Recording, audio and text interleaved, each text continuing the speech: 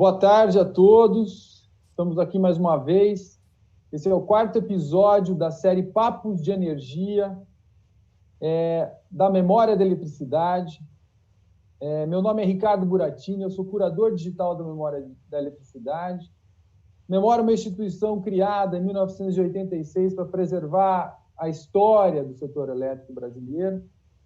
E nós estamos aqui com mais um episódio da série Papos de Energia.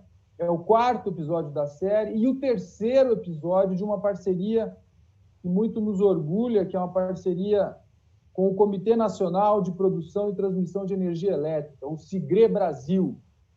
Todos que conhecem o setor elétrico brasileiro sabem da importância do SIGRE. O SIGRE reúne profissionais, especialistas de várias áreas, de várias empresas, de universidades. A missão do SIGRE é compartilhar conhecimento. O SIGRE promove intercâmbio, desenvolvimento técnico, tecnológico, na área de engenharia, no campo da produção de energia elétrica. Faz estudos, projetos, métodos de análise, em sistemas de potência, na área de regulação, mercado, geração distribuída, meio ambiente, tecnologia da informação. Então, é uma honra a gente manter aqui esses 4 episódios dessa parceria da Memória da Eletricidade com o SIGRE. A Memória da Eletricidade, com esta parceria, ela está iniciando o seu programa de trabalho. Nós estamos ampliando a nossa atuação para a área da gestão do conhecimento. Nós atuamos na preservação da memória, agora estamos contribuindo na área de gestão do conhecimento, refletindo sobre a energia e o futuro, a energia e os novos desafios da nossa sociedade contemporânea, muitas inovações na área da energia. Estamos com o nosso programa, a Memória, Programa de Desenvolvimento e Atualização dos Profissionais do Setor Elétrico.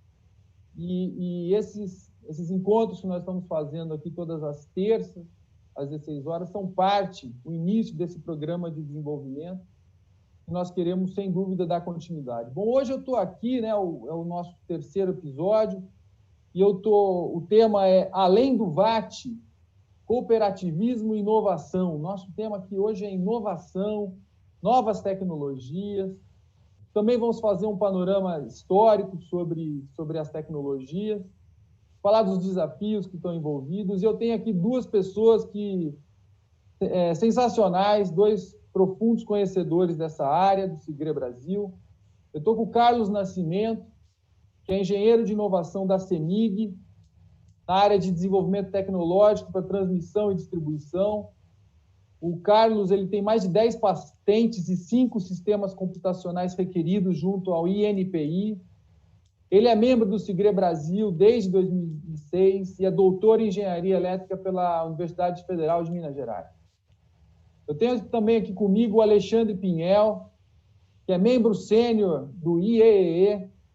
Ele é graduado em engenharia eletrônica pela UFRJ, tem mestrado em propriedade intelectual e inovação pelo INPI. Desde 94, ele é engenheiro de Furnas, centrais elétricas, e atualmente está cursando doutorado em engenharia de materiais na PUC-Rio. Então, vocês vão ver aqui, eu já tive uma prévia com eles, foi deliciosa. E eu dou as boas-vindas aqui aos meus 2 amigos aqui, Carlos Nascimento e Alexandre Pinhel. Carlos, boa tarde. Primeiro, suas boas-vindas aqui para a gente. É um prazer tê-lo conosco.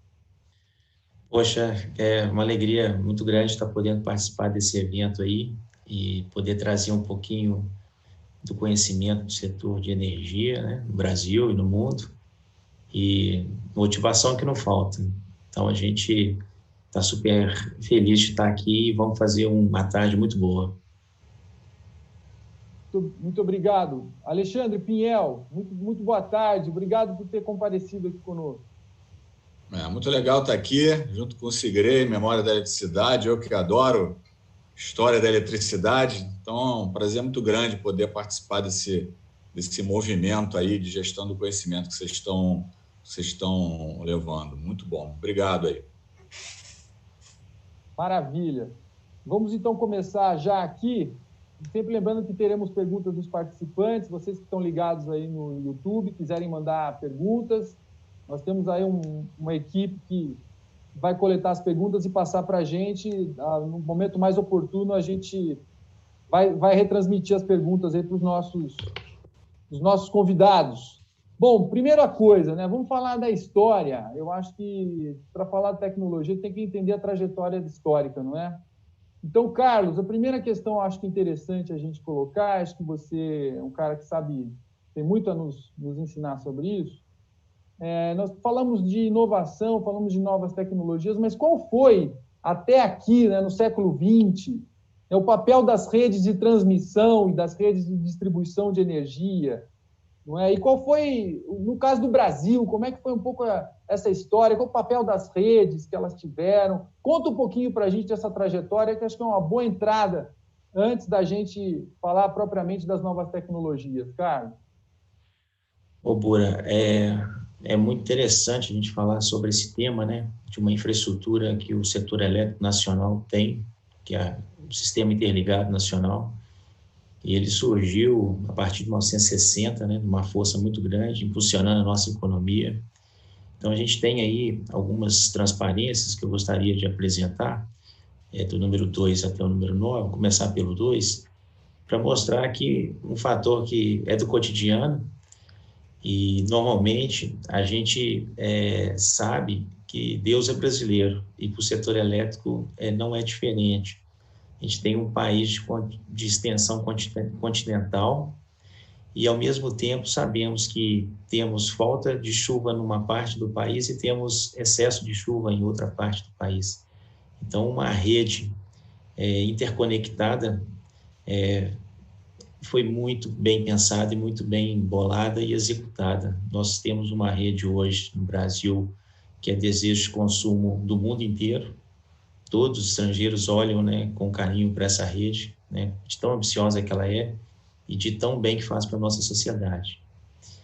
E nessa brincadeira, né, vamos falar assim, que Deus é brasileiro, esse nosso contexto, né, de recurso natural é fundamental para a nossa sociedade. Então, pode contar, né, com o setor elétrico na variável econômica que a gente vai evoluir.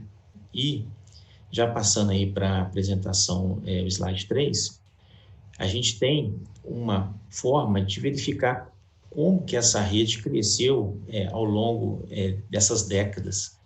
Então, a gente chega aí em 2017, né, nesse mapa do ANS, uma malha já muito feita, né, em toda a parte sul, sudeste, né, nordeste, centro-oeste, e vamos avançando para dentro da Amazônia, onde a gente tem grandes desafios.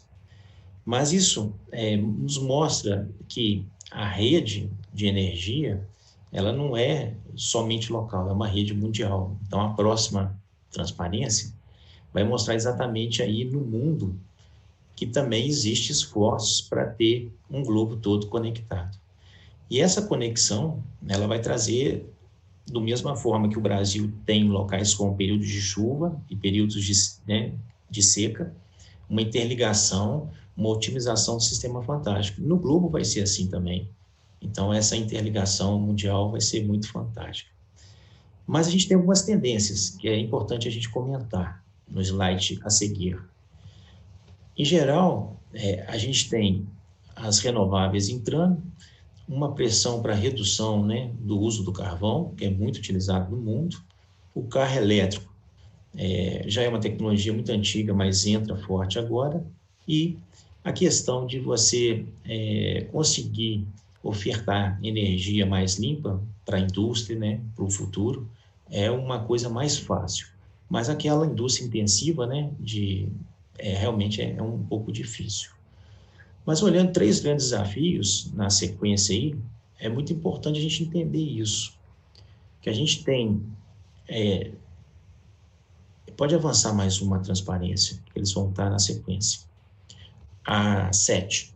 Observem essa figura que foi mostrada agora na Resection, que é uma bienal do CIGRE Internacional, que todas as fontes, né, de geração de energia estão ficando dentro de um range, e esse range do combustível fóssil.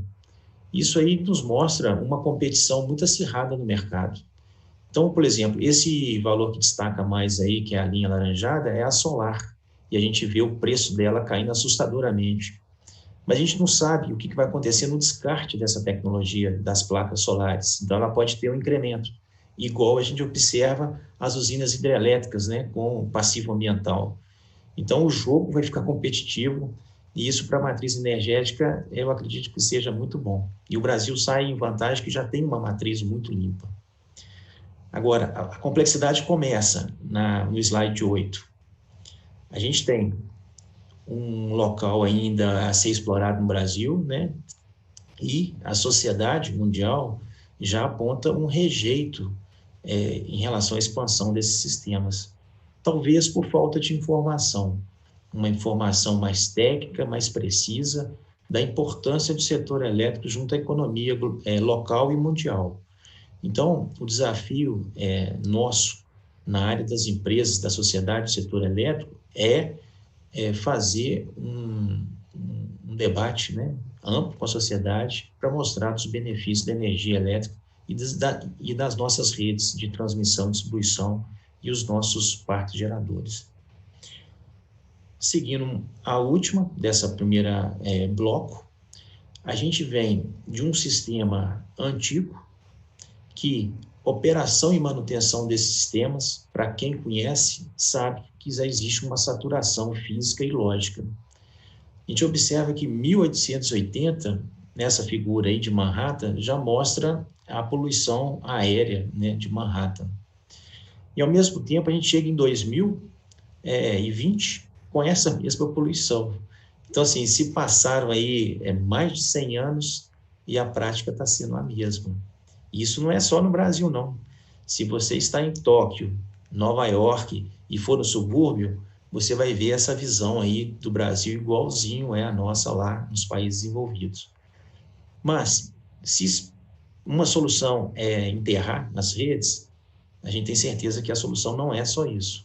Os subsolos das grandes cidades já estão todos ocupados. Então, talvez, em 2050, a gente possa ter uma revolução de um novo material.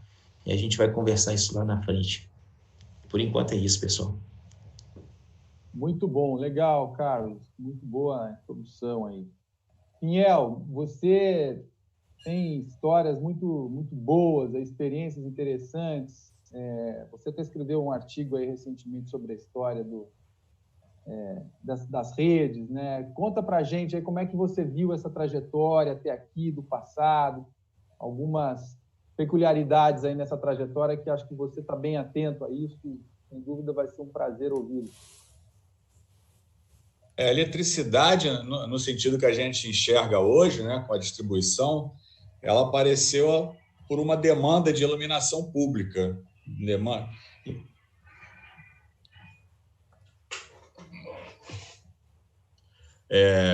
Ela apareceu por uma demanda de iluminação pública, que era feita essencialmente por gás, que já tinha substituído óleo de baleia, coisa desse tipo. E essa oportunidade ela foi enxergada por vários empreendedores, notadamente aí o Thomas Edison, que começou a fazer uma rede de distribuição parecida com essa aí que o Carlos mostrou. Primeiro ele tentou enterrar, era em corrente contínua, que era uma coisa mais manuseável tecnicamente, mas se viu que não era uma coisa prática. Você tinha que ter um consumidor muito próximo da tua subestação. Então, atendeu inicialmente o pessoal de Manhattan, ali, notadamente a turma do Wall Street, mas não se mostrou viável. Foi o Westinghouse que, quando enxergou o potencial do transformador, que na época era chamado gerador secundário, e viu o potencial de transporte de energia para longa distância, através da transformação da tensão, que é o modelo que se tem até hoje, né? Você vê que o design do setor elétrico ele se configurou em 1895 com a inauguração da hidrelétrica de Niagara Falls. E até hoje, fundamentalmente, é a mesma coisa. Você tem uma fonte remota, normalmente uma fonte rotativa, a única fonte não rotativa é o painel fotovoltaico. Você tem transformadores, linhas de transmissão, na outra ponta, outro transformador, e até chegar na casa da pessoa. Então, O setor elétrico é um setor que vem progredindo por incrementos assim de inovação, mas ele nunca sofreu uma disruptura absoluta, né? Inclusive, dentre os grupos que mais pesquisam o futuro da energia, está o pessoal do Bill Gates, e a conclusão que eles chegaram é que o que vai suportar a eletricidade do futuro não foi descoberto ainda, né? Nem que não foi inventado, não foi descoberto. A recomendação desse grupo, inclusive, é focar os esforços financeiros em ciência básica, porque do jeito que a coisa está aí, a gente vai continuar usando fio para transmitir eletricidade. Quando muito, aparece alguma coisinha aí como nova fonte de energia. O painel fotovoltaico é dos anos 50, não tem nada de novo, ele apareceu com a pesquisa espacial. A coisa mais recente que apareceu em energia foi o gás de xisto, que é dos anos 90, e mesmo assim é um gás, queima do mesmo jeito, roda alguma coisa e tal. Então, assim, é um setor que ele tem usado muito a palavra inovação e tal, mas assim, o que se observa são incrementos, né? A ruptura, eu acho que ainda não aconteceu. Eu acho que uma pequena pincelada histórica é isso. O que a gente está vivendo hoje, o que a gente está enxergando hoje, como o Carlos mencionou aí, por incrível que pareça, ainda é uma imagem do século XIX. Coisa notável. Interessante, né? Quer dizer, a gente, na verdade, muitas vezes fala a palavra inovação, né? Acha que é algo totalmente novo, quando, na verdade, é uma aplicação de algo que já existia em uma escala maior, né? E agora, olhando, então, gente, acho que a gente pode passar agora, então, dada essa excelente introdução, a gente pode falar um pouquinho das coisas que estão chegando aí, que estão chegando com essa roupagem de inovação, de transformações, né? Acho que o Carlos, em primeiro lugar, talvez, né? Acho que seria mais interessante falar para a gente, Carlos, quais são essas? Primeiro, situar, né? Quando a gente fala de novas tecnologias, né? Na rede, né? O que a gente está vendo? A indústria 4.0, né? Os materiais, a automação, a infraestrutura compartilhada. Muitas vezes a gente ouve essas palavras, as pessoas muitas vezes não sabem exatamente o que é. Acho que aproveitar a presença de vocês aí para primeiro esclarecer quais são essas tecnologias e como que elas favorecem a eficiência desse sistema. Depois a gente pode passar para outros aspectos um pouco mais problemáticos e realistas da questão. Primeiro, então, Carlos, por favor. Ok.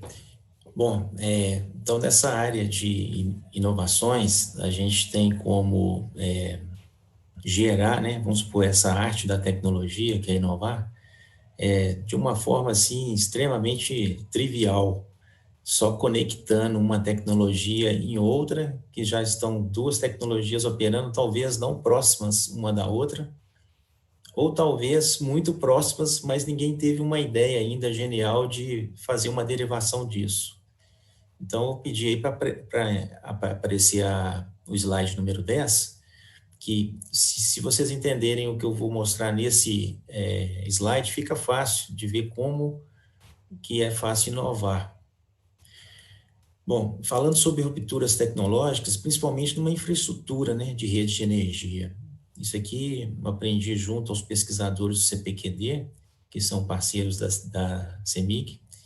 Em energia, tem uma coisa diferente de telecomunicações. Em telecomunicações, toda hora a gente erra o envio de dados, mas você manda de novo. Em eletricidade, você não permite o erro. Então, nós não podemos errar. Nós não temos uma chance de errar igual telecomunicações tem. Então, isso muda muito o nosso contexto. Bom, mas observe essa figura aí. Vamos pegar um empreendimento que foi recém-construído, fantástico. É como se fosse um dos maiores empreendimentos, né, do mundo, que é essa ligação norte-sul, né, uma linha de corrente contínua, e trazendo energia da Amazônia, né, para o centro de consumo. Mas se a gente pensar que, quando se construiu essa linha, a gente, por algum motivo, alguma pessoa falou assim, não, vamos encher de fibra ótica nessa linha e vamos levar 10 mil fibras da usina, né, Madeira ali, até o São Paulo. Bom, nesse contexto, o que é inovação? A inovação ela é muito clara e objetiva. A gente observa São Paulo saturado, sem espaço. Toda a economia digital que surgiu agora no pós-Covid pode ser transferida se você tiver um meio de comunicação eficiente. Então, a nossa cartada foi essa, aproveitar a infraestrutura do setor elétrico e fazer com que ele se tornasse um grande agente de comunicação de dados também. E a fibra ótica é a melhor forma de fazer isso. Acreditamos que melhor que satélite. Mas, nesse contexto, o que acontece? Uma geração toda dependente do mundo digital. E, ao mesmo tempo, para que deslocar essa carga toda, né, essa energia toda lá do norte até o sul, se eu poderia fazer o contrário? Poderia levar os data centers para o lado, do lado da usina, não ter perda nenhuma de energia e transferir esse mundo digital todo por um ativo de energia elétrica.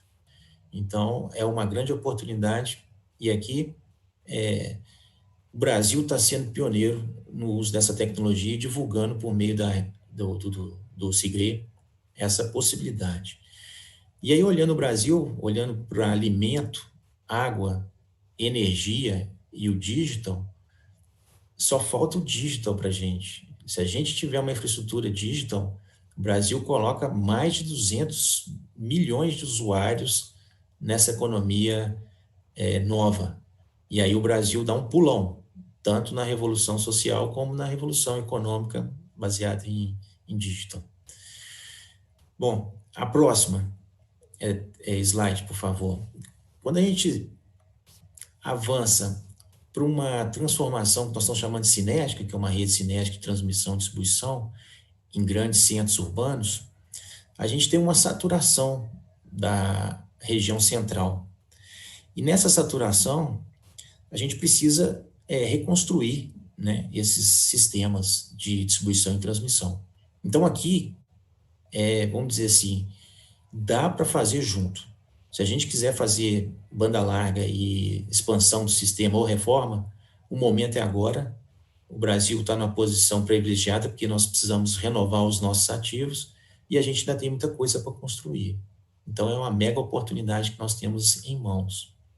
Mas isso gera uma nova ruptura nas grandes cidades, que a gente chama o poder da borda. O subúrbio, quando você observa esse anel aí de 30 quilômetros ao redor de Belo Horizonte, ele se torna um atrativo industrial, né, e social muito atrativo por ter um ringue, né, de energia muito robusto, e se tiver muitas fibras óticas também vai ser muito interessante. E chegando ao centro, aí de uma nova tecnologia, né, que é um cabo supercondutor, é um material com minerais terra rara, que o Brasil tem muito, mas a gente só não tem a questão do processo produtivo, mas acredito que em breve teremos. Isso vai ser muito importante para as nossas cidades.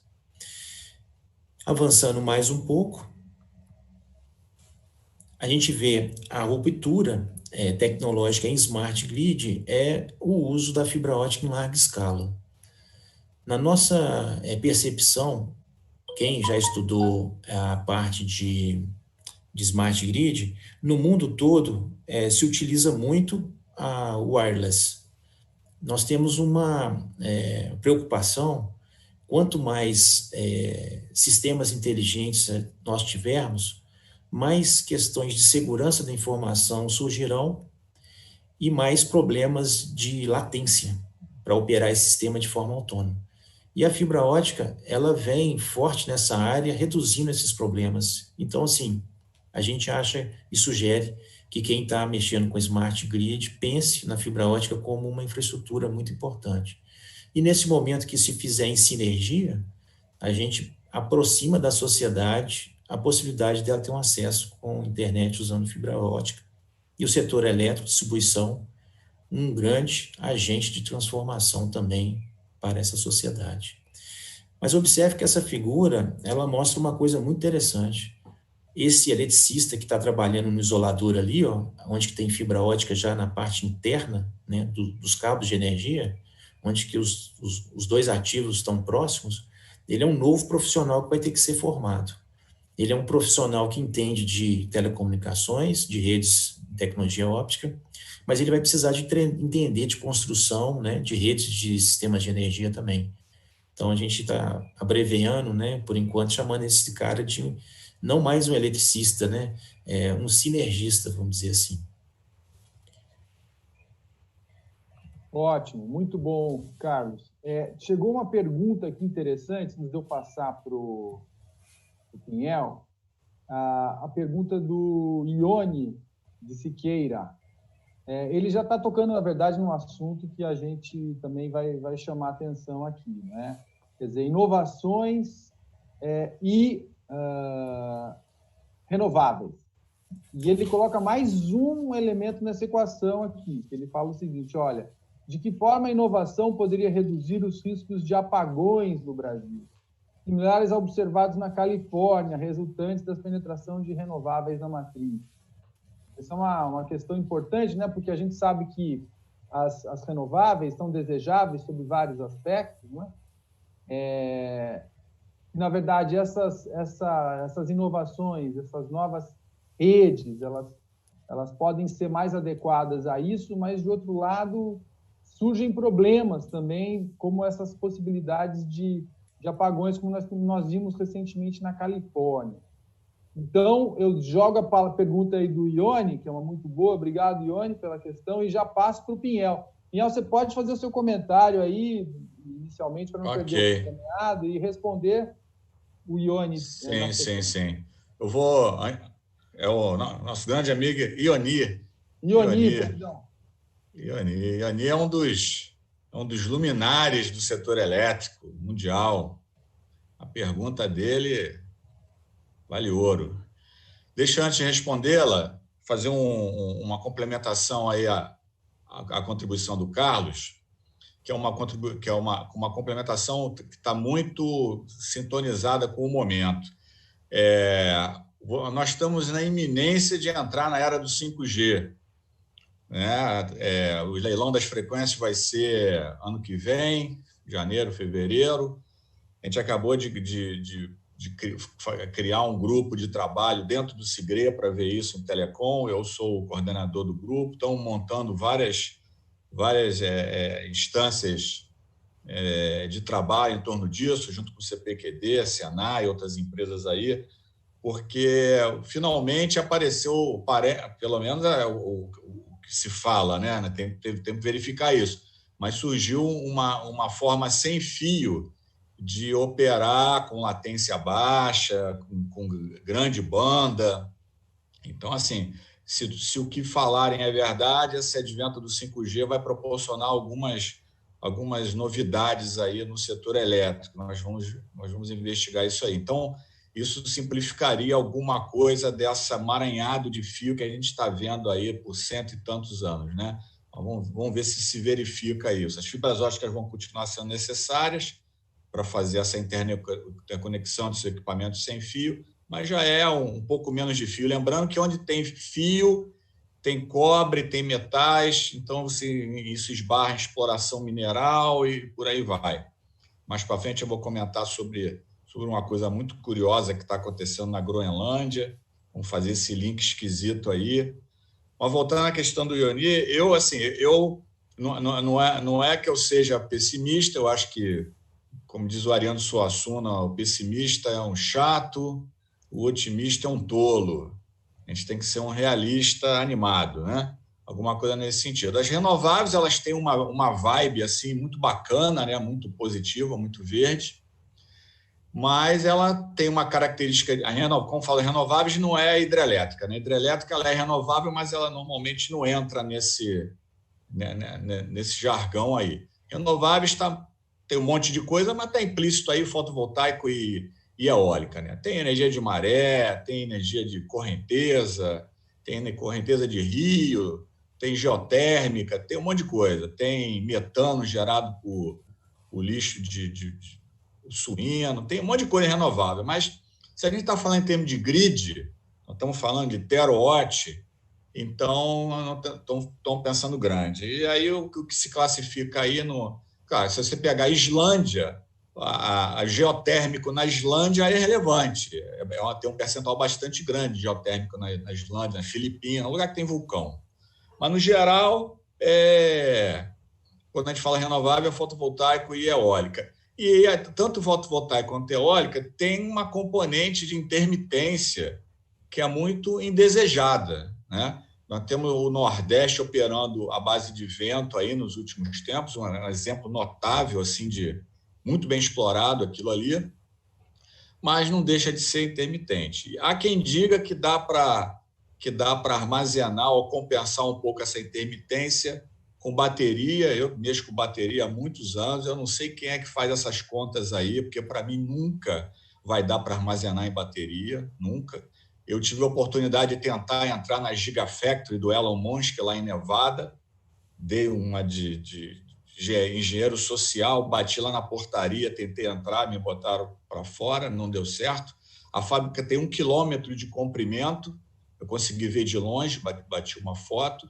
E assim, se a produção de 1.000 fábricas do tamanho da Gigafactory, 1.000 fábricas, a produção anual de 1.000 fábricas do Elon Musk, não conseguiria armazenar 1 mês de eletricidade no Brasil.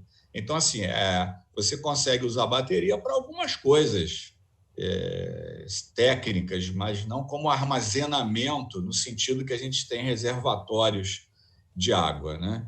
Então, assim, o eólico e o fotovoltaico, eles vão continuar intermitentes para o resto da vida, na minha percepção, mas eles são complementares em algum nível. Então, o que faz sentido hoje em dia é você botar fotovoltaico junto das fazendas eólicas, aproveitar aqueles espaços entre as torres e botar grandes fazendas fotovoltaicas ali e complementar um pouco. Mas, de qualquer forma, você está sujeito à intermitência. A Califórnia apostou fortemente nisso aí. A Califórnia sempre foi vanguarda, né?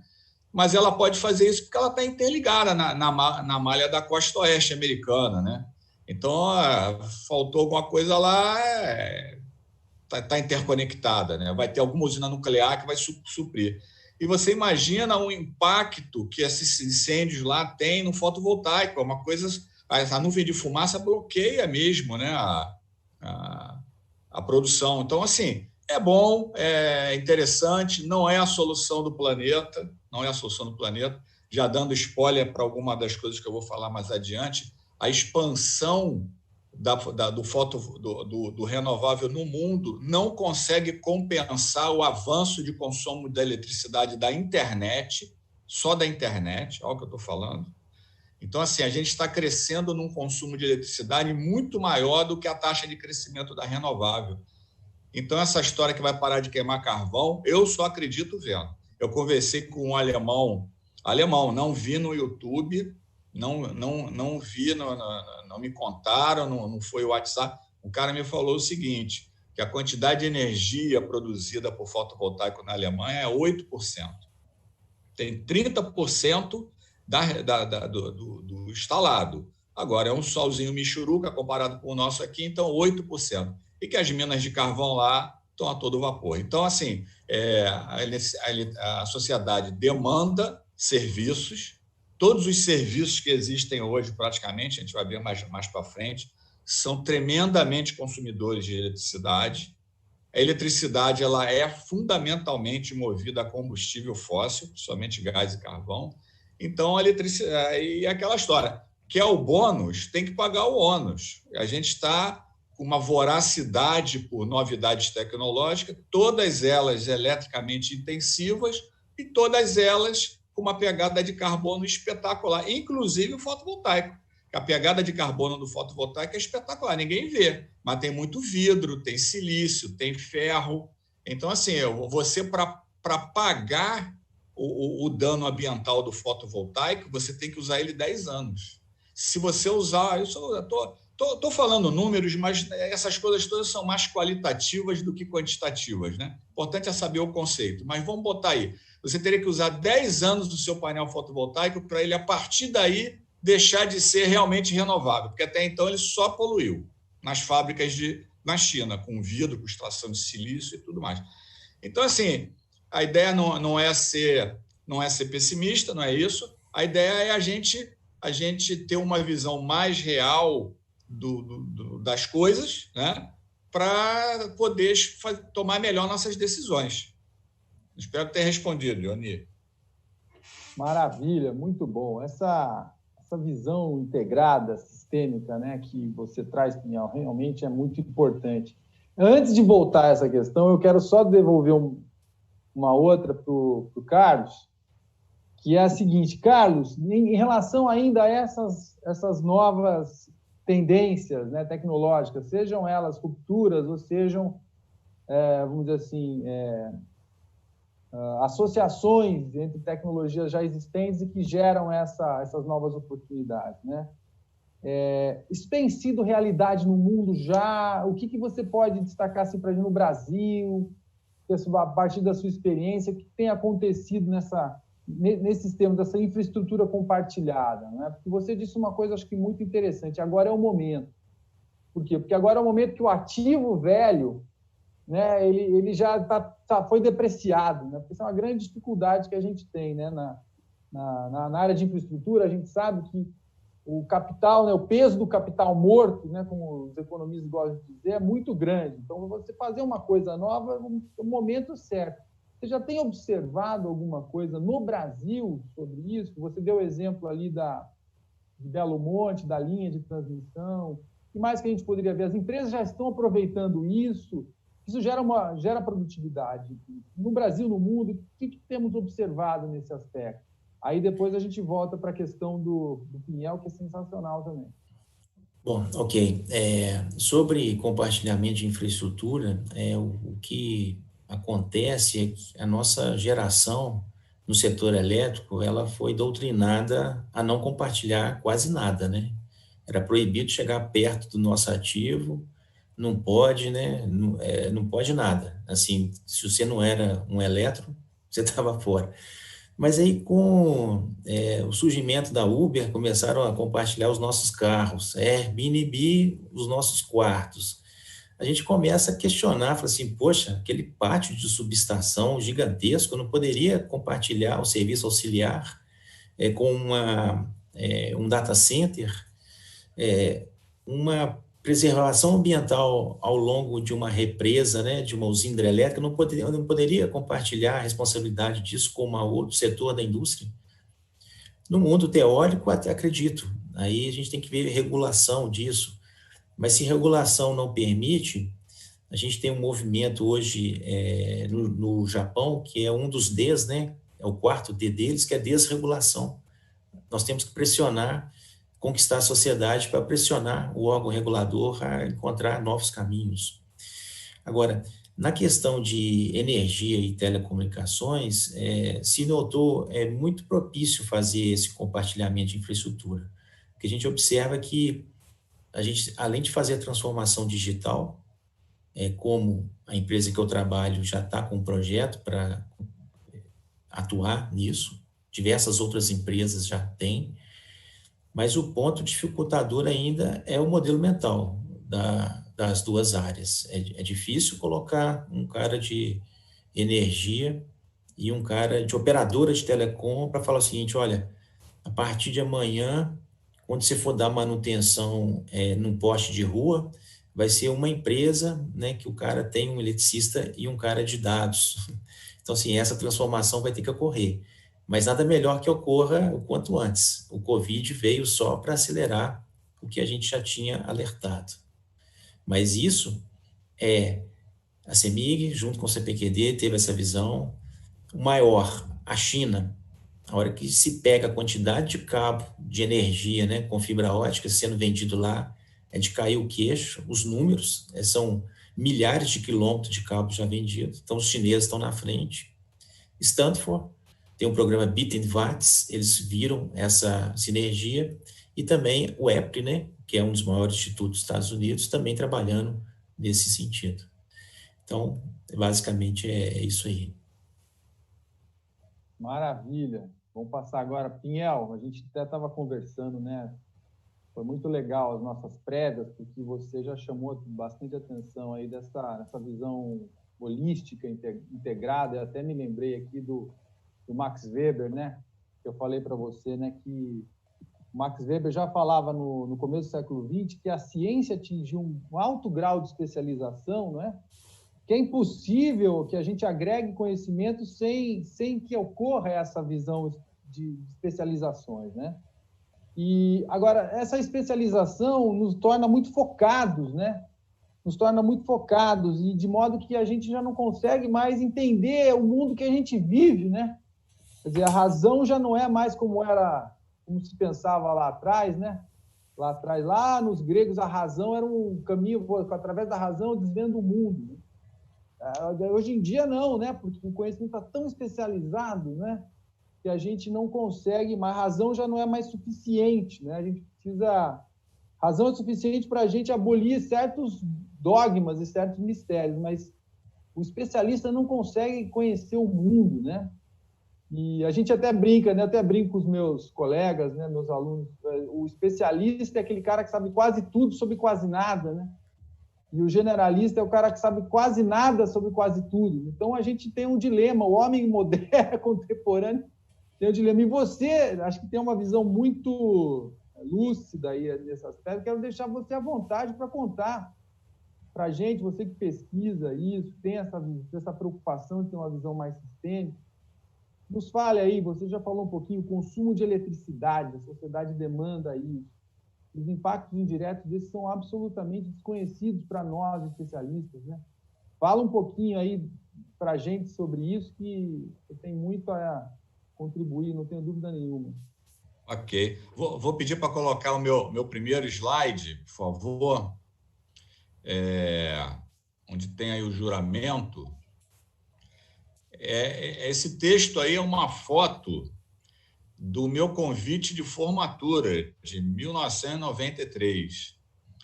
O juramento, hoje em dia o pessoal chama de juramento de Arquimedes, assim como tem o juramento de Hipócrates, né? Eu não sei se as outras profissões têm juramento, a coisa mais chata que tem na Terra é uma cerimônia de formatura, então eu não vou em formatura não, a princípio. Mas o engenheiro tem esse juramento. O juramento do engenheiro, ele não iniciativas, né, de juramento desse tipo, não tem 100 anos. A primeira que localizei foi no Canadá, em 1922, e depois isso acabou virando um pouco de tradição, e quem estiver lendo aí esse juramento vai ver uns trechos assim, tem variantes disso aí, mas a ideia acho que é sempre a mesma. Tem um trecho que eu acho particularmente lúcido ali, que é: não me deixarei cegar pelo brilho excessivo da tecnologia. Isso o que a gente mais vê aí é engenheiro doido com robozinho, caçando Pokémon na rua, sei lá o que mais. Coisas assim que não somam nada e no entanto, tem uma pegada de destruição inacreditável, que a gente vai ver mais adiante.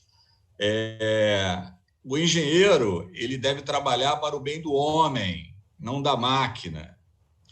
E no meu entendimento, o bem do homem não é eu conseguir fazer uma imagem de televisão que eu consigo enxergar o camarada que está na arquibancada no jogo Flamengo e Corinthians, coisa que não me interessa em absoluto. A minha visão nem consegue enxergar isso. Eu não preciso de ter uma imagem 8K na minha casa, que vai ter uma consequência extraordinária em termos de tudo, de consumo de metais raros, de consumo de eletricidade, banda, necessidade de sistema de comunicação para transmitir isso tudo, em nome, no meu entendimento, do nada.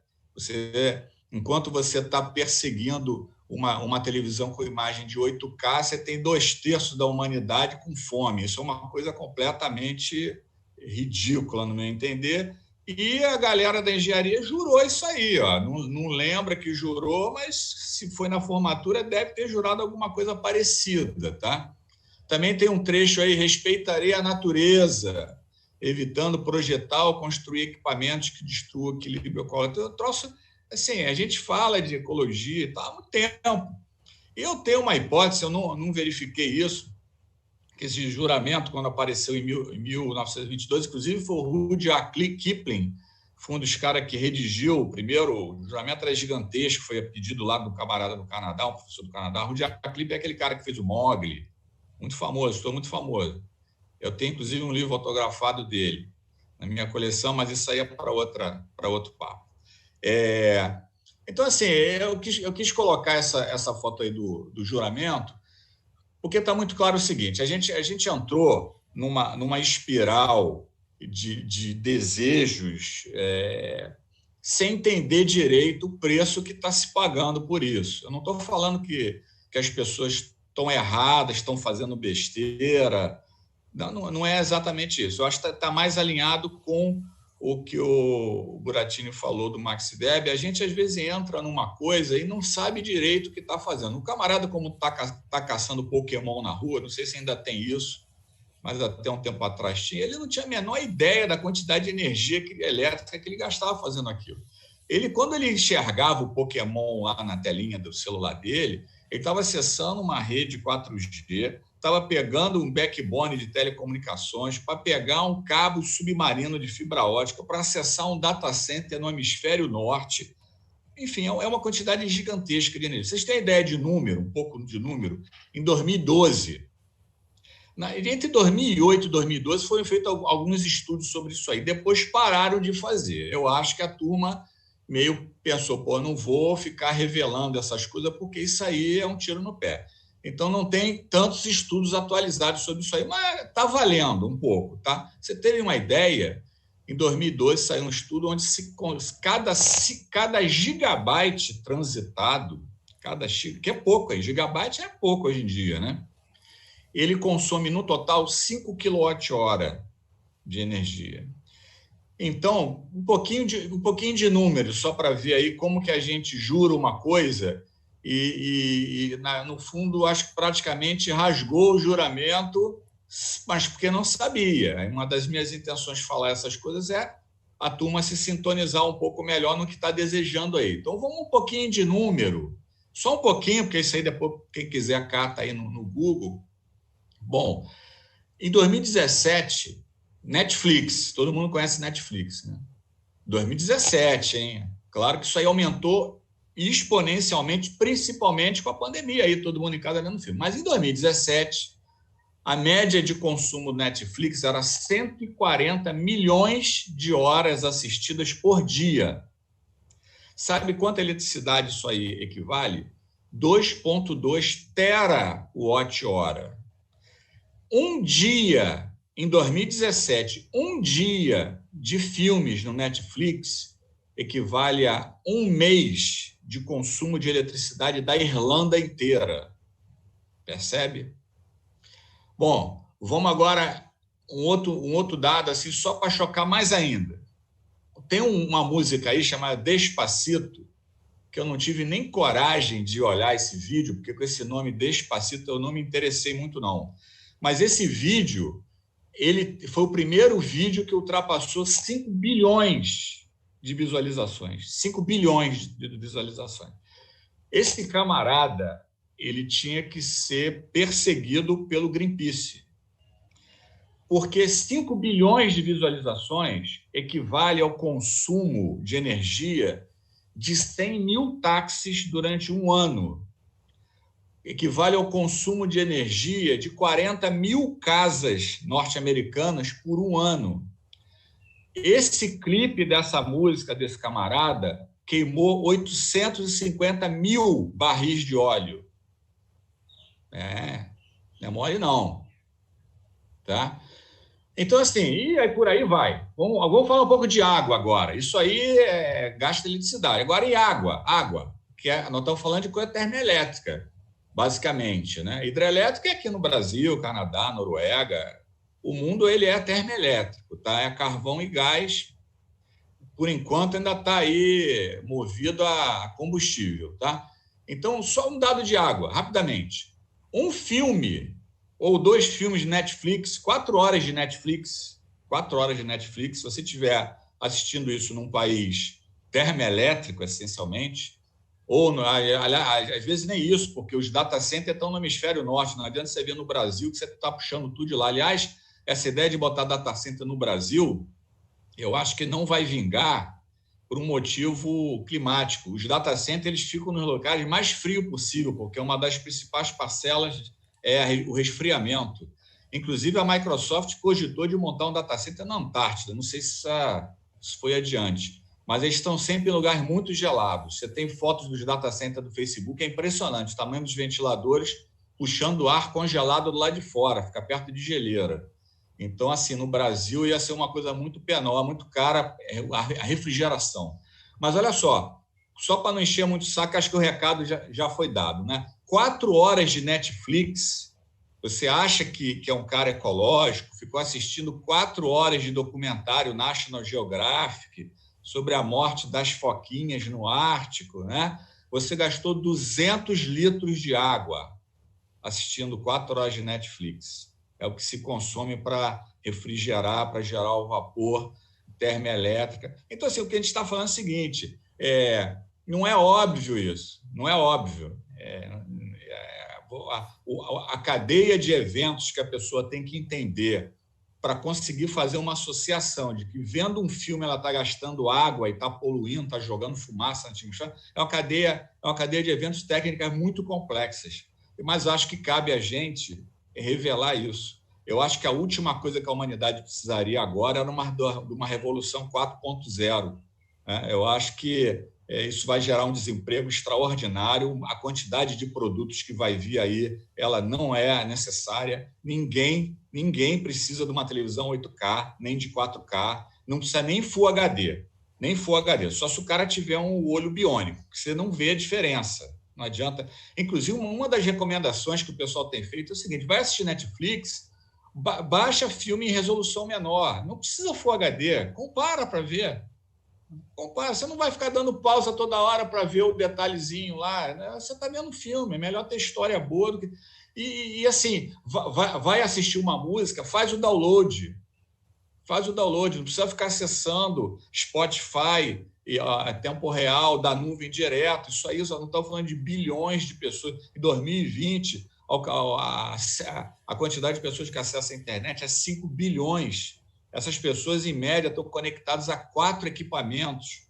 Quando vier o IoT, então, vai ser um inferno na Terra, né? Eu acho que ninguém precisa de carro que anda sozinho e de drone que entrega a coisa na tua janela. Isso aí vai ser o caos na Terra. Agora, tem um monte de coisa dessa transformação digital que é legal. O 5G está vindo com uma possibilidade de você fazer cirurgia remota. Isso aí pode salvar a vida de pessoas, né?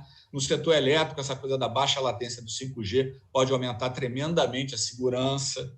Você pode fazer, por exemplo, coisa que não era possível fazer ontem, amanhã vai ser possível fazer inspeção com drone nas linhas, com diagnóstico em tempo real, graças à banda e latência do 5G. Então, não existe uma coisa totalmente boa nem totalmente ruim. A gente tem que conhecer mais holisticamente as coisas, extrair o que é bom e usar o que é bom. Eu sou a favor de 5G, eu propus a coordenação de um grupo dentro do Segre para 5G, mas exatamente para extrair aquela parte que eu acho que agrega de fato.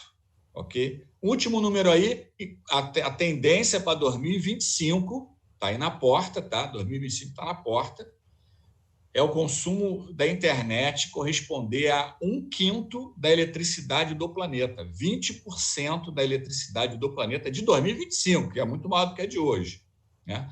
Vai ser gasta só com a internet. Só com a internet. Ao mesmo tempo em que, pasmem, não sei se vocês notaram, que o governo americano propôs a compra da Groenlândia ano passado, não sei se vocês notaram isso. Por que querem comprar a Groenlândia, se é um bloco de gelo, né?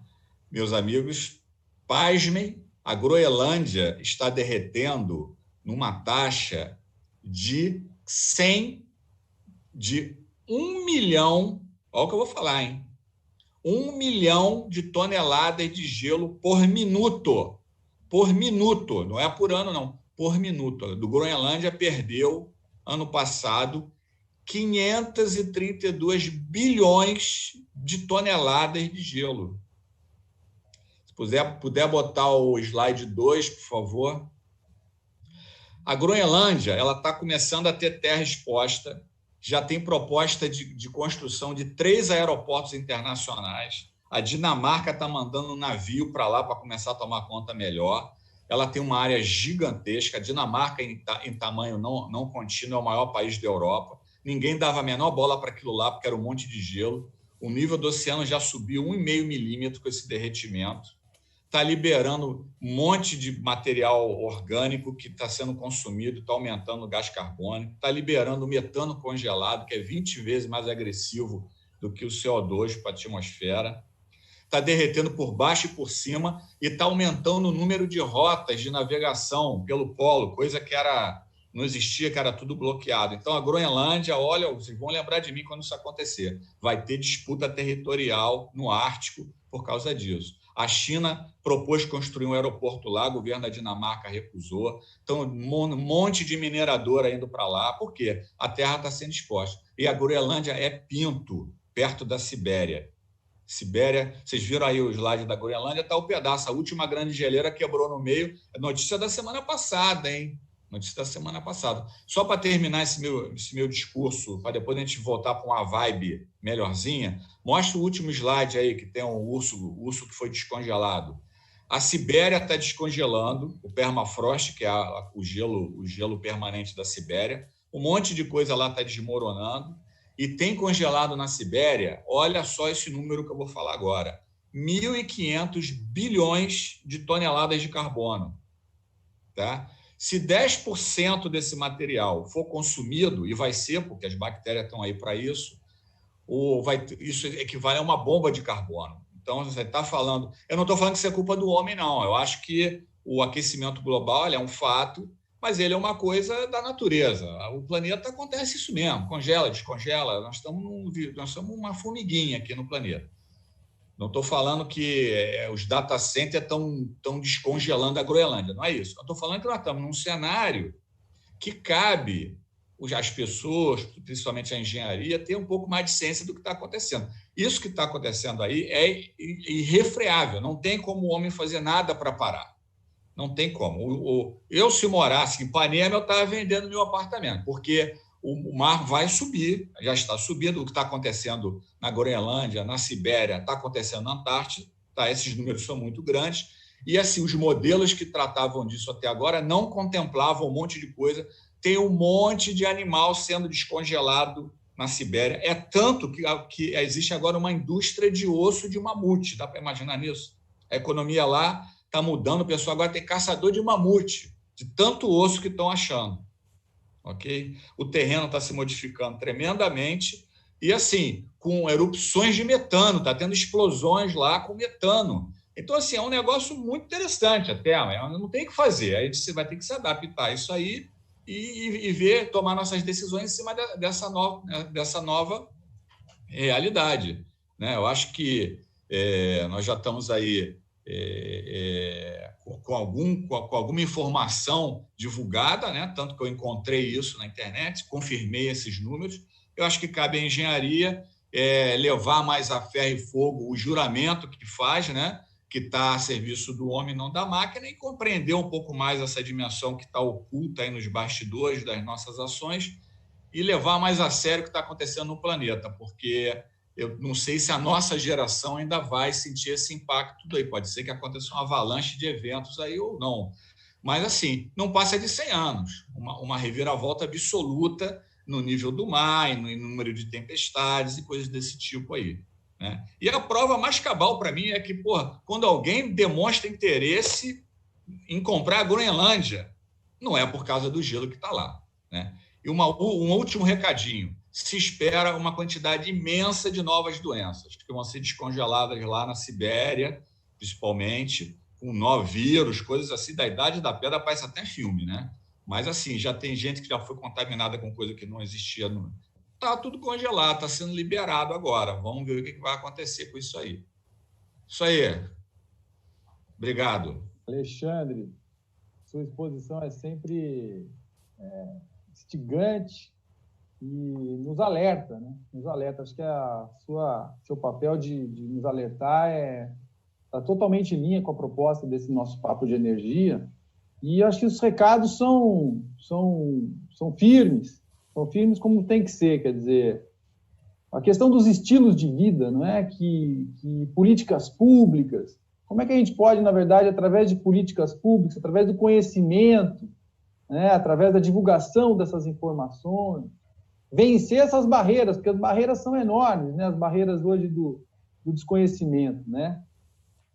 Então, acho que essa sua exposição é sempre rica e instigante, né?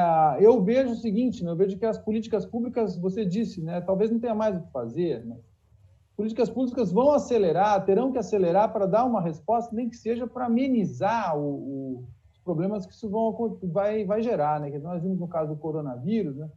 Quer dizer, quando a coisa aperta, o mundo parece se mobiliza e o pessoal tira dinheiro não sei da onde, da cartola, né? Aí o dinheiro aparece. Programas emergenciais disso, daquilo. Eu devolvo aqui a questão para vocês, né? Tentando jogar para uma outra perspectiva. A gente vê que casos positivos dessa nova tecnologia, aí não é para a gente terminar assim com um happy end, né? Porque a gente não está terminando, acho que a gente tem um papo bom aqui pela frente, está muito interessante.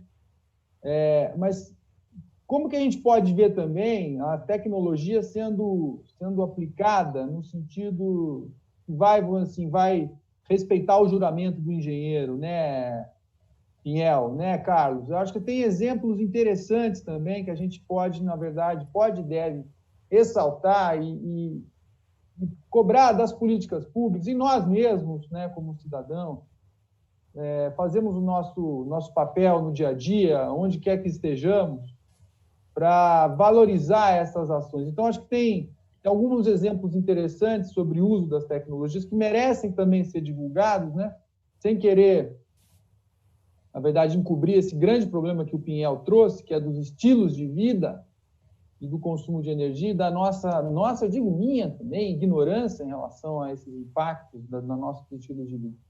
Então, acho que o Carlos, você tem um exemplo muito interessante, né, Carlos? E o Pinhel também tem um exemplo muito interessante de como coisas sofisticadas, né, no caso, acho que do Carlos, né, e coisas até um pouco mais simples, né, no caso do Pinhel, do Cefet. Eu queria que vocês falassem um pouquinho disso agora para a gente. Eu acho que merece também ser valorizado o bom trabalho, né, daqueles que têm feito alguma coisa interessante no uso dessas novas tecnologias.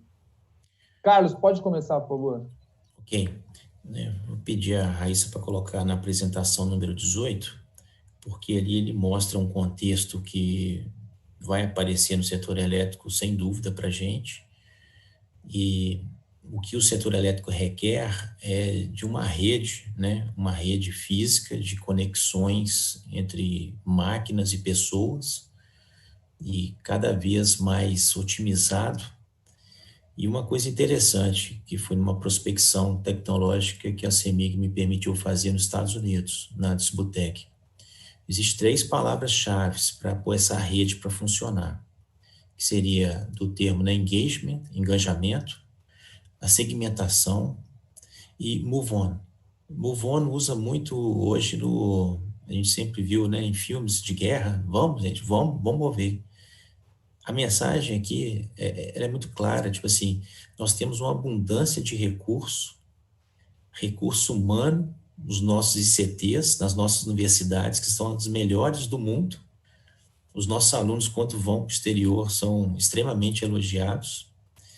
A gente tem uma fortuna de recursos no nosso setor elétrico em expansão, e a gente precisa resolver algumas coisas que são simples. Ousadia na hora de fazer a expansão do sistema e ter um trecho de uma linha com uma inovação, uma subestação que tenha um item que você possa controlar o risco e ter uma inovação ali, para que os 100 anos para trás do setor elétrico não se repita no 101º, no 102º. Então, um grande desafio da área de inovação é a gente perceber que essa rede tem que operar. Então, um exemplo claro de como que essa rede pode operar, eu gostaria de avançar para o slide 19, que está na sequência, mostrando o Segre Brasil. O Segre Brasil são pessoas experientes, pessoas jovens, o mundo inteiro interconectado, conhecimento, né, em todas as bordas, e a gente faz todo esse setor nacional com apoio, né, de conhecimento. A gente faz isso de forma voluntária e, ao mesmo tempo, a gente tem uma motivação de conhecer as pessoas e conhecer os problemas. Nesse contexto, né, eu gostaria de mostrar um exemplo que foi prospectado por uma restrição de expansão do setor elétrico, mas verificar que existe uma possibilidade de reverter.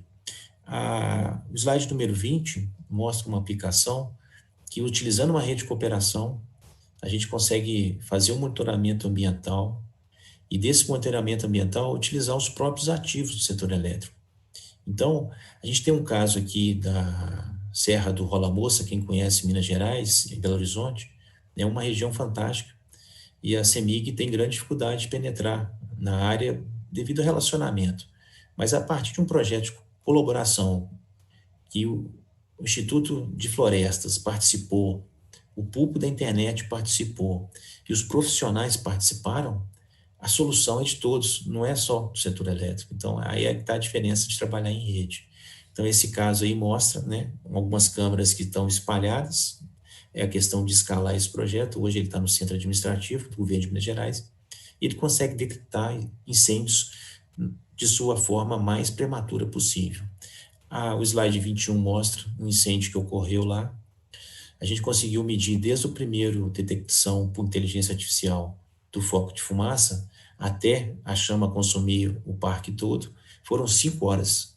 Então, a tecnologia aqui e o uso da rede social daria uma munição, né, para combater esse incêndio junto ao Corpo de Bombeiros de 5 horas. Então, isso é fantástico. A gente poderia ter evitado essa destruição ambiental usando os ativos do setor elétrico, por exemplo. E, no slide 22, mostra exatamente isso. O mundo inteiro aproveitando dessa rede da internet para o bem, né? A gente sabe que tem um lado mal, mas se fizer o lado bem, a gente faz a transformação do setor elétrico e de digital mais fácil, mais harmonioso, e que a nossa população de 200 milhões faça parte do jogo. Então, basicamente é isso. Muito obrigado, Carlos.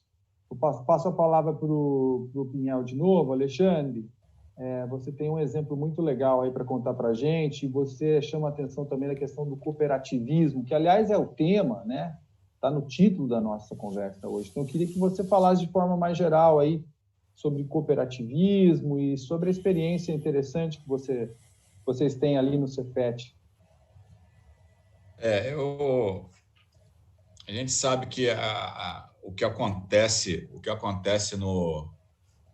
no planeta é uma demanda sistêmica, que não tem um gênio do mal por trás, não é nada disso, é uma demanda do capital, uma demanda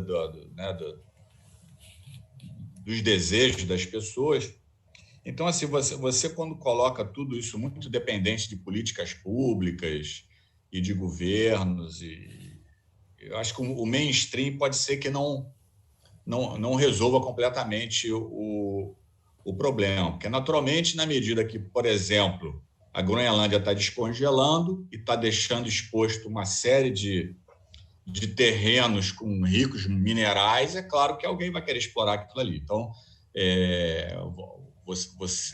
isso é o homem em sua essência, né? É o DNA do homem. Uma forma de contrapor um pouco esse mainstream, tentar pelo menos fazer a sua parte, é se organizar junto com as pessoas que você confia, que tem afinidade com o teu pensamento, e procurar fazer alguma coisa de colaboração, né? Nem que seja muito localmente. Aí, às vezes, a coisa pode se alastrar e tomar um vulto maior. Então, assim, o que a gente, dentro dessa lógica e diante desse problema aí da pandemia, eu e um grupo de conhecidos nos organizamos e conseguimos montar uma iniciativa para consertar ventiladores mecânicos no Cefet, tentando, com o nosso tempo voluntário e alguns recursos que a gente conseguiu coletar também entre interessados em participar, conseguimos montar uma estrutura que efetivamente atendeu alguns hospitais aí nessa parte de manutenção de equipamentos. Então, eu acho que isso é um exemplo pequeno, mas ele é muito emblemático, é uma situação de extrema dificuldade, né? As pessoas ficam com receio de sair de casa e tudo mais. A gente conseguiu, de alguma maneira, se mobilizar e contribuir um pouquinho. Se você tem isso como conduta, e a sociedade como um todo tem isso como conduta também, acho que alguns países, eu ouvi dizer uma vez que nas cidades pequenas na Alemanha, quando tem alguma pracinha que é com brinquedo quebrado, com algum vegetação, a turma lá chega e resolve, não fica esperando o Estado consertar, não. São problemas locais, a pessoa está envolvida ali, ela se mexe. Acho isso uma coisa positiva, dá um senso de realização para as pessoas, um senso de dever também. Então, assim, eu queria pedir para mostrar não vou me estender mais nesse exemplo do Cefet, porque a gente tem um vídeo que eu acho que mostra bem. Então, peço que ponha o vídeo no ar para as pessoas verem mais ou menos do que eu estou falando e serve de exemplo para esse tipo de pensamento que eu estou tentando colocar aqui, de as pessoas colaborarem mais umas com as outras, independente do mainstream aí do sistema, de forma a contrabalançar um pouco essa balança que vai estar sempre pendendo com a exploração, né? Por favor, o vídeo aí.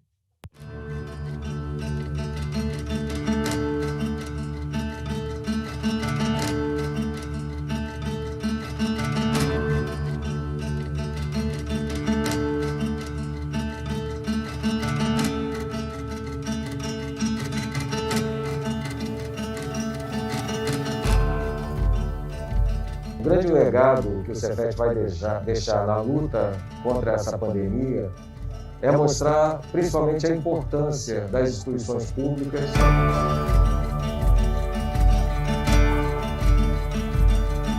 Entre nós, professores do curso de enfermagem, que de imediato todos falaram, é a nossa contribuição, nós não podemos deixar os outros profissionais que estão trabalhando corram esse risco da entrada de micro-organismos aqui. A nossa presença é importante para que nós pudéssemos contribuir nessa redução de risco.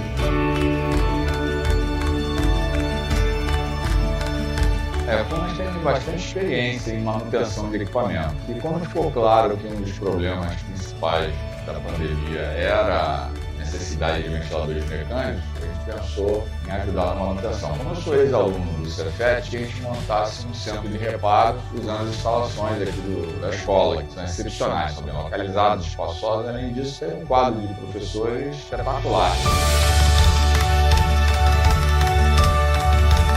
O grande legado é mostrar realmente a importância de uma instituição pública que pode se readaptar.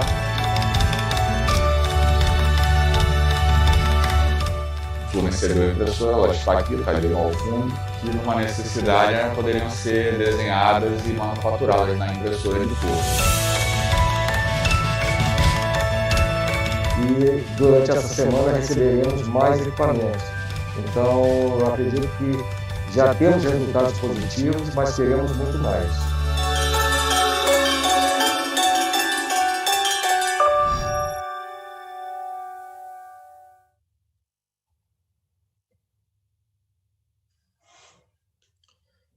Bom, quer dizer, né?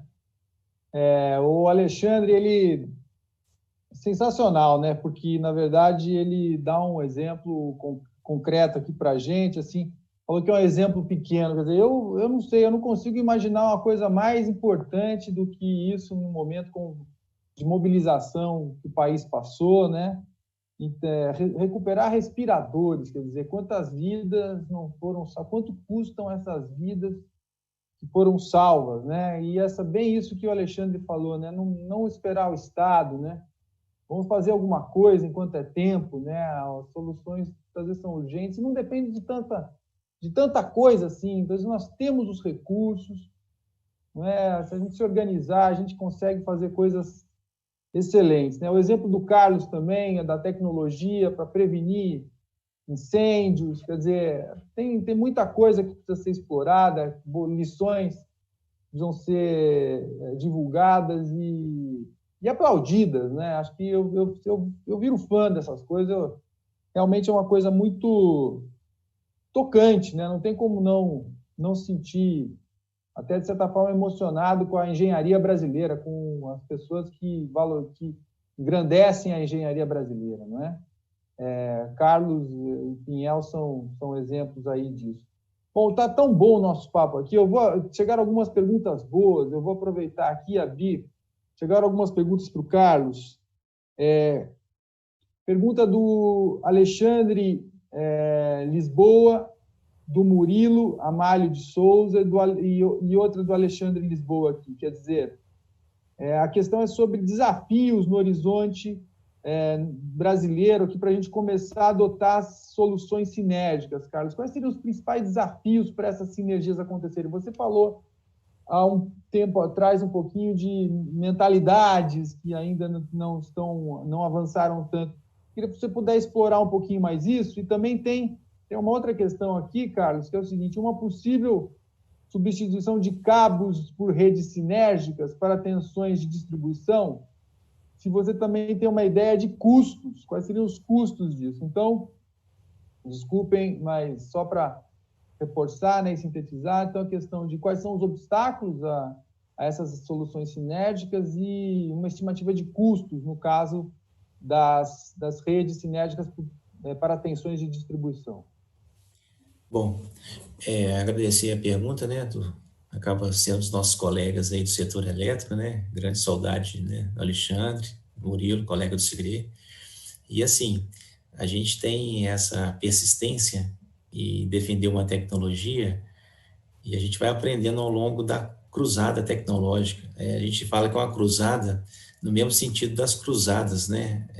Na época da religião, que era guerra mesmo. Nós estamos enfrentando uma guerra para mostrar para empresário, para mostrar para a sociedade que tem como fazer o mesmo diferente.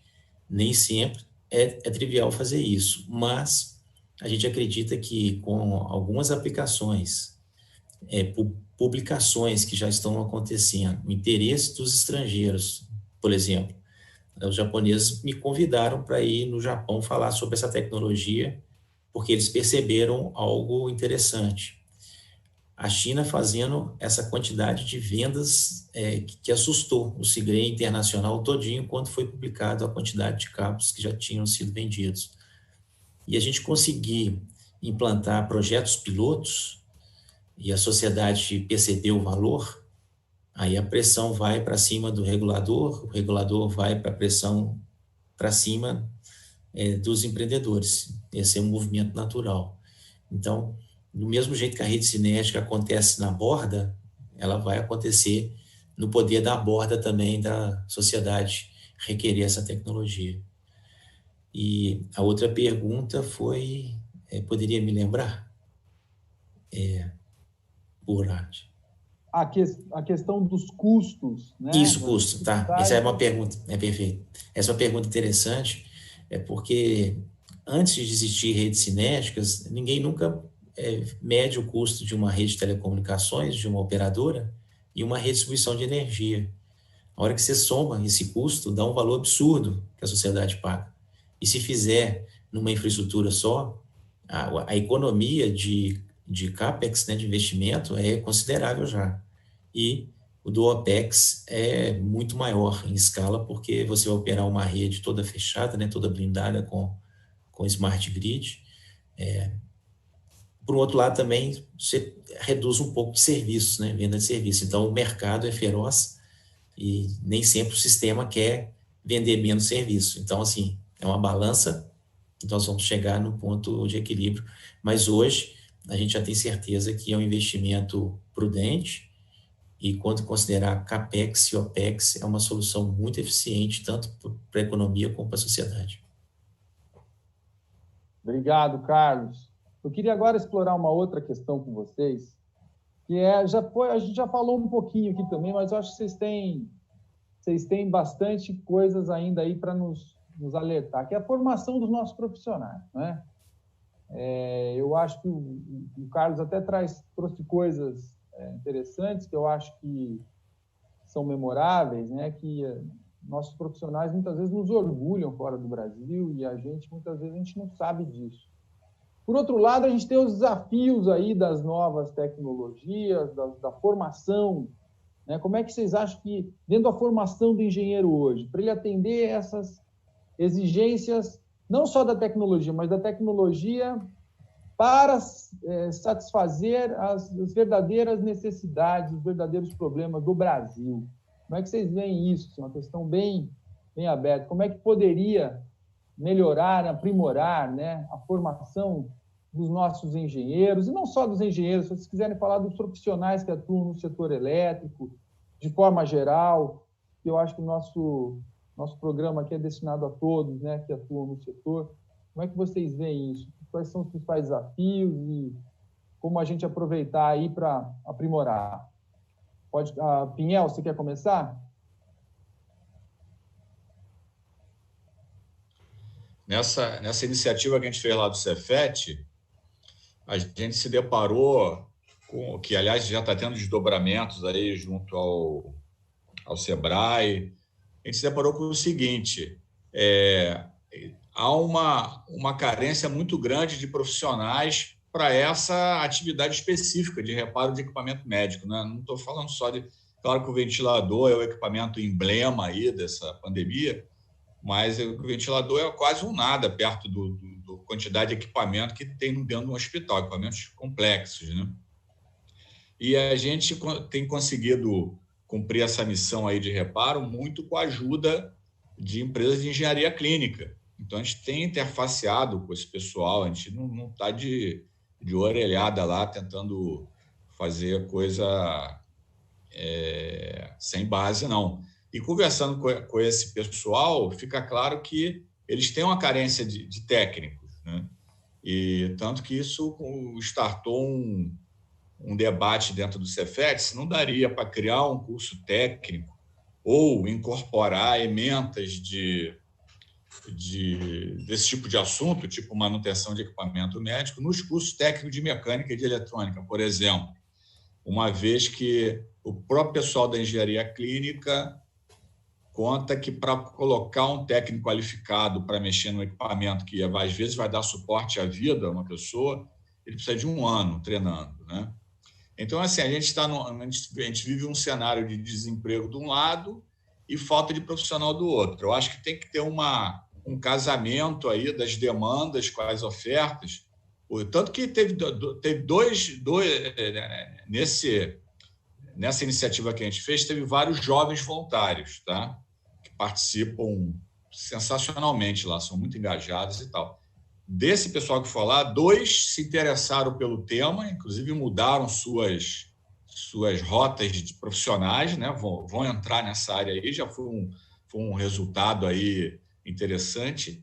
E uma delas já está estagiando numa das empresas, inclusive parceira nossa, quer dizer, ela arrumou um estágio, achou tão interessante ali, tão promissor, né? E tão recompensador também, você está mexendo com equipamento que vai ajudar a vida de uma pessoa e tal. Então, isso mostra que coisas para fazer tem, né? Agora, a academia, os colégios, eles têm que estar antenados com onde está a demanda, né? Ou melhor, onde está a demanda. E isso, inclusive, teve um efeito no Sebrae. A gente tem colegas no Sebrae que a gente está debatendo isso também, que estão desenhando um setor da saúde rejuvenescido aí, pós-pandemia, e a gente conseguiu inserir nesse design a formação de pessoal, não é você ter um design e depois não ter o profissional para trabalhar com aquilo, né? Então, assim, eu acho que junto com essa coisa que eu já mencionei antes, de esclarecer melhor o profissional que tipo de juramento que ele está fazendo, vamos dizer assim, ele tem que saber onde ele está se metendo com uma maneira mais holística, né? Eu acho também que tem que ter uma sintonia melhor do que a sociedade está demandando hoje com o que está sendo ofertado pelas instituições de ensino. Isso a gente vivenciou na prática. Posso dizer para você que, no caso da saúde, tem que haver uma revisão grande, né, tanto no nível técnico quanto no nível superior, do que o que é formado, porque nitidamente a gente está com um déficit desses profissionais e essa pandemia deixou isso muito claro. Legal. E aí me vem o seguinte, né? Muitas vezes eu trabalho também com jovens graduandos na universidade, né? E muitas vezes o aluno quer saber, poxa, mas qual é o curso? Qual é a especialização, né? Acho que aproveitar aí, colocar isso para você também, Carlos. Você, porque talvez muitas vezes não é o curso de engenharia de forma geral, mas assim as especializações que possam existir, que possam, na verdade, facilitar o ingresso desse jovem exatamente nesses setores onde há mais demanda de emprego e onde há mais também vamos dizer, uma realização pessoal, no sentido de estar contribuindo para a sociedade, né?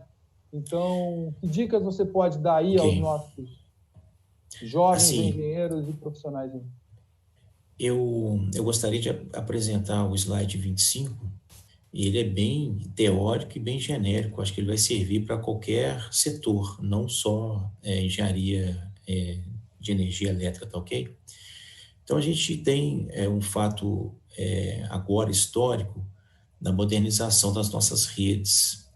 Então, tem um fator muito importante que tem que entrar no debate, porque se o setor elétrico vai ter os talentos, né, os jovens engenheiros talentos do futuro, ele vai ter que modernizar a sua rede.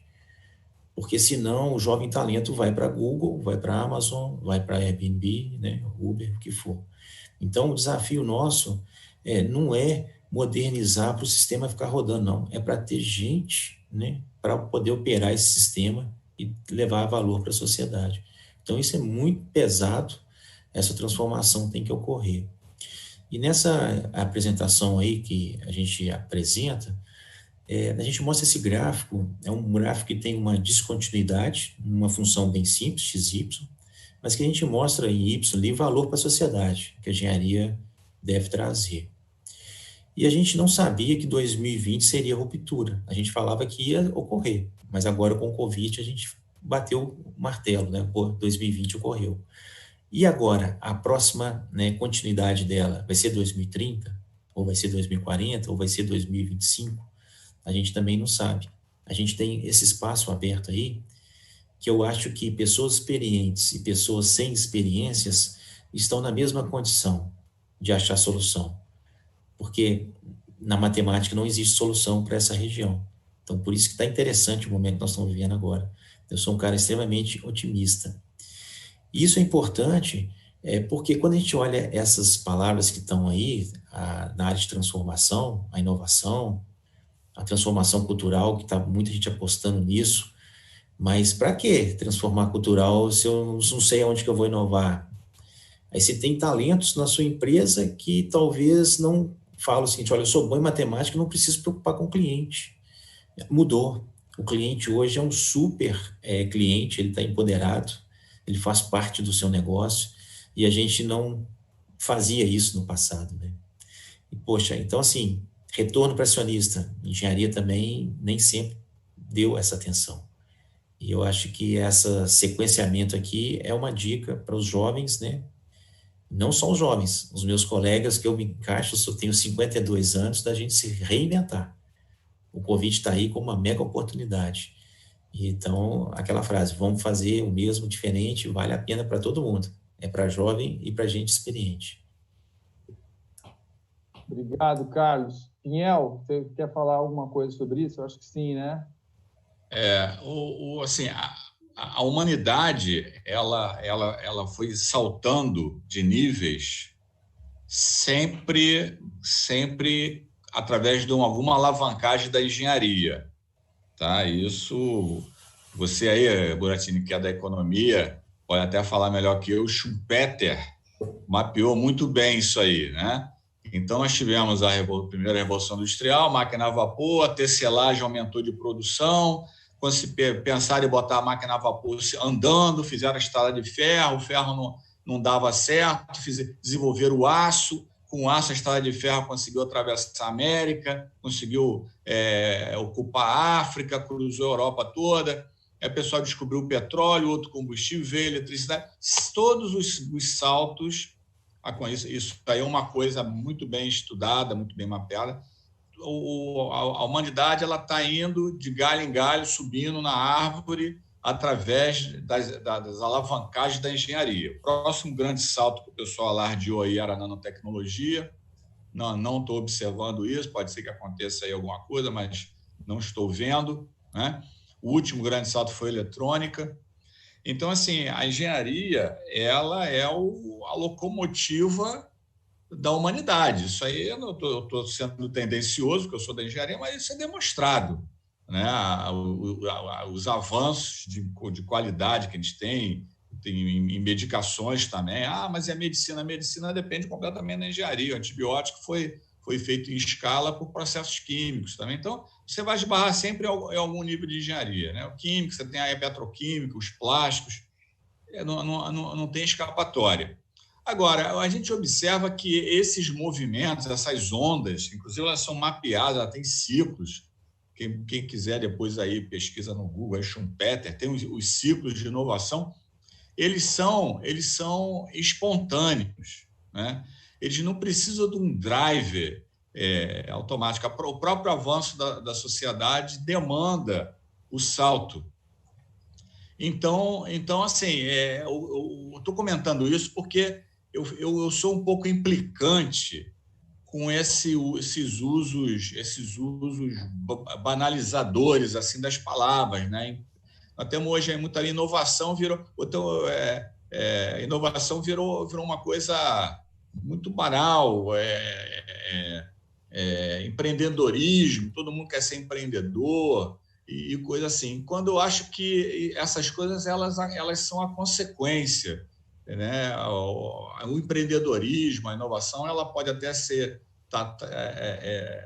tá no vocabulário das pessoas, mas não como uma causa, como uma consequência do que é demandado e o que é ofertado efetivamente. Porque senão, sabe o que acontece? Começa a aparecer coisa que ninguém precisa e só aparece porque é forçado pelo mercado, né? Você, daqui a pouco, está convencido que precisa comprar uma televisão 8K. E aí os fabricantes vão falar que isso é uma super inovação. Você não precisava daquilo, né? Então, assim, eu acho que algumas coisas são inovações, realmente. Elas têm muito mérito e realmente elas agregam à condição humana algum benefício, algum conforto, sobrevida, melhor condição de saúde, alguma coisa assim. Mas a palavra inovação está muito associada hoje em dia com a abobrinha. Isso é o que eu tenho observado, né? Os fornecedores, enfim, a sociedade, de maneira geral, ela é muito positivamente reativa a quando tem inovação. Então, tem umas coisas que você pega um shampoo que você vai ver lá, nanocristais, não sei o quê, de flores raras e tal. Cara, não é possível. Eu duvido, se eu for numa fábrica dessa de shampoo, vai ter... Todos os shampoos ali vão ser iguais, só muda a cor, né? Deve ter só o corante de diferente. E o cara coloca essas coisas e vende, né? Claro que vai existir aquelas empresas que, de fato, têm alguma coisa científica extraordinária. E a parte de maquiagem, de beleza, que é a grande usuária atualmente de nanotecnologia, né? Fármaco e cosmético, né? Tem coisas avançadas realmente. Mas, assim, banalizou. Você não pode ter um shampoo de R$10 que tem nanotecnologia, pô. Pode, pô. É uma coisa, uma conta que se faz, não faz, né? E, no entanto, o cara coloca e vamos embora, e vamos lavar o cabelo com nanotecnologia. Comédia. Então, assim, está se usando de uma maneira muito leviana esses termos todos aí. Então, eu acho que a engenharia ela tem que se blindar um pouco disso, tá? Eu já fiz essa crítica em algumas ocasiões, às vezes as pessoas não gostam da crítica. Você vai falar hoje de 10 palavras, 15 são termos em inglês daqueles assim, que, porra, a impressão que dá é só para dar uma envelopada bacana no assunto, né? Uma reinvenção do negócio da década eu até Smart Grid eu implico com Smart Grid, tá? Enfim, esses termos eu acho que são muito assim, são muito embalagem, me soa muito assim, o cara quer vender e é uma coisa e aí ele põe numa caixa bonita pra caramba, põe um laço dourado e te vende. Eu acho que no treinamento das pessoas, na formação, né? Já que pode até usar isso com esse intuito de conseguir o espaço. Mas eu acho que tem que estar muito, muito convicto, muito certo do que é realmente uma inovação, o que não é, né? O que é fantasia, o que é abobrinha, né? Eu acho que tem caras assim que todo mundo quer ser comparado com o Steve Jobs, né? Essa semana mesmo o Bill Gates falou que não dá para chamar o Elon Musk de novo Steve Jobs, quer dizer, até cutucada ali, o cara deve ter se inverso, sei lá. Mas, assim, eu acho que tem muita coisa que não é... Cara, na minha cabeça, se não é necessário, se não está agregando nada, não está melhorando a vida de ninguém, então, meu caro, tira da lista, não me interessa. E aí, quando você faz isso, você nota que o que sobra de inovação realmente é muito pouco. E o setor elétrico, como a gente viu aí ao longo dessa conversa, ele tem uma estrutura muito sólida e muito ancorada no design original, que é o que a física permite, é o transporte de eletricidade através de corrente alternada. E é isso aí. A gente, de vez em quando, aparece uma novidade, quer embarcar mais inteligência para aumentar a eficiência. Isso aí procede, isso é legal, isso procede. Mas, assim, em termos mais gerais, eu acho que a gente teria que economizar mais o uso dessas palavras inovação e empreendedorismo e outras aí que estão me escapando agora, né? Porque eu realmente não preciso que a minha geladeira ligue para o supermercado para comprar o suco que acabou. Não preciso. O cara inventa isso, que a geladeira é um IoT que tem que estar em rede para detectar por um transponder que acabou o ovo dentro dela para comprar, e vem um drone e entrega uma caixa de ovo na tua janela sem você falar nada. Pô, não precisa isso? Isso é inovação? Isso é um negócio de filme, é até interessante. Vou entregar... Quer ver uma situação que isso poderia ter sido útil? Isso eu presenciei quando teve o furacão Katrina, que causou muitas mortes em Nova Orleans. Isso é um assunto muito sério. Eu tive numa conferência nos Estados Unidos só de engenheiros de sistema de energia, e assim, a palestra magna foi feita por um general americano, o general que comandou o resgate de Nova Orleans, no furacão Katrina. Era aquele general de filme, sabe, que você vê, o Arnold Schwarzenegger, cheio de medalhas, assim, o cara enorme, poderoso, assim, e deu um esporro homérico em todos os engenheiros ali, porque ele falou o seguinte: cara, como que vocês constroem coisas como essa? Aí mostrou lá o que é. Começou a ter problema em Nova Orleans, no segundo seguinte o exército americano estava lá. Os caras são bons mesmo, né? E não conseguiram resgatar as pessoas. Sabe por quê? Porque as herbes de celular, o sistema de energia ficava no piso, como inundou, rompeu o dique, inundou a cidade, desligou todas as herbes de celular, os grupos motor gerador dos hospitais ficavam no subsolo, inundou, cortou os geradores, o hospital ficou sem eletricidade, então morreu o exército ali, podendo salvar todo mundo, não salvou porque ninguém conseguia ali fazer a ligação telefônica e os hospitais estavam sem eletricidade. A partir daí, mesma coisa aconteceu em Fukushima, né? O acidente nuclear foi porque o tsunami levou os tanques de óleo do gerador. Se o tanque de óleo tivesse 3 metros acima, não tinha levado, não tinha acontecido nada na usina.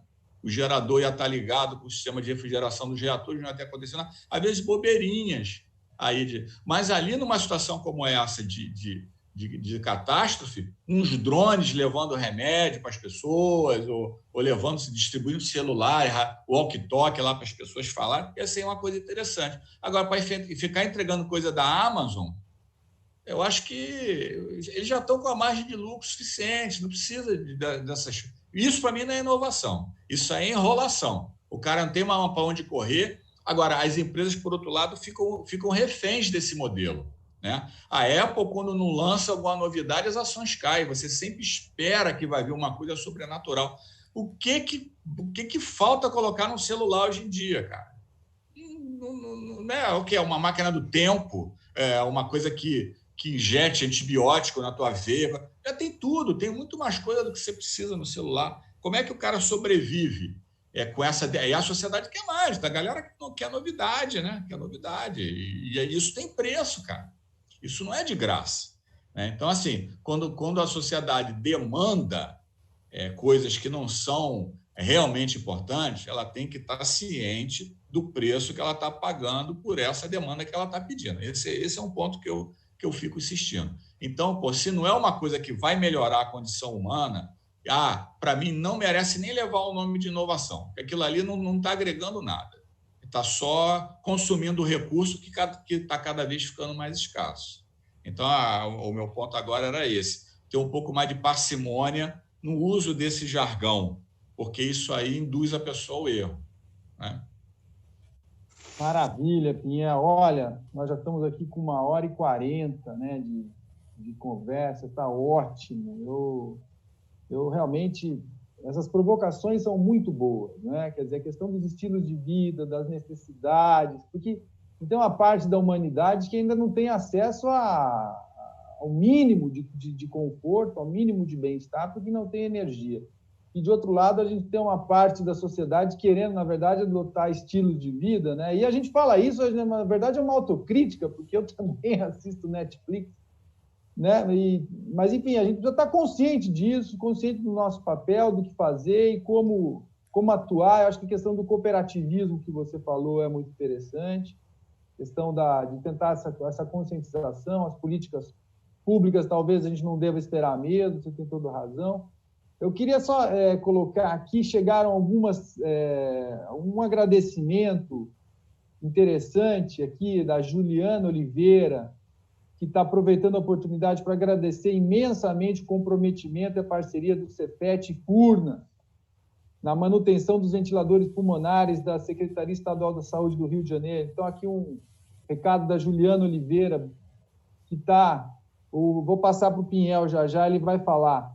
E outra coisa que eu quero registrar aqui, a Ivana Moraes e outras pessoas aqui estão perguntando como é que eu faço para ser voluntário. Me explicam, me dá uma dica. Então, acho que nessa nossa última, já está um pouquinho avançado aqui, mas, enfim, está tão bom que eu não tenho coragem, né? A gente tem que fazer mais uma rodadinha aqui, vamos fazer, comentando aí a questão da Ivana, como é que, alguma dica para ser voluntário? E a Juliana de Oliveira, que falou, está agradecendo o Cefet. Então, passo a palavra a vocês aí. Vocês falem, fiquem à vontade. O Pinhel acho que queria falar primeiro, né? Vai lá, Pinhel. A Juliana, ela é da Secretaria de Estado de Saúde, ela foi está sendo, né, bastante parceira nesse serviço aí. Ela tem um papel fundamental, ela organiza os equipamentos que precisam de reparo, encaminha lá para a gente. Então, obrigado, Juliana. A parceria da Secretaria de Estado de Saúde foi fundamental para a gente alcançar esses resultados numéricos, né? Então, assim, eu acho que a gente entra como voluntário, mas, é claro, quando consegue um alinhamento, um apoio com o poder público, a coisa alcança uma outra envergadura. Ninguém aqui está sugerindo ficar operando fora, totalmente à margem da sociedade, não é isso, mas é entrar somando com o que puder, né, e não ficar parado quando, na verdade, tem conhecimento suficiente para poder resolver problemas em curtíssimo prazo, né? Acho que essa pandemia passou muito esse recado, dá para reagir no curtíssimo prazo.